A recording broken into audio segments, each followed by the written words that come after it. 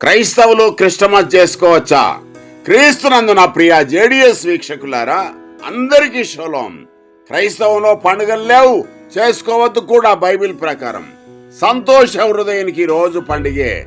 యూదులలో ఉన్నాయి పండుగలు, గ్రీకులలో ఉన్నాయి, రోమన్లలో ఉన్నాయి, హిందువులలో ఉన్నాయి అనేకమైన పండుగలు. కానీ నిజంగా క్రీస్తు నమ్మిన వారికి పండుగలు లేవు. క్రీస్తు రాకడ వరకు కూడా ఒకే ఒక్క పండుగ, క్రీస్తు రెండవ రాకడలో క్రీస్తు రాజ్యం స్థాపించబడిన రోజున ఆ రాజ్యంలోనికి ప్రవేశించిన నీతిమంతులకు ఉంటుంది పండుగ. అదే నిత్య జీవపు పండుగ.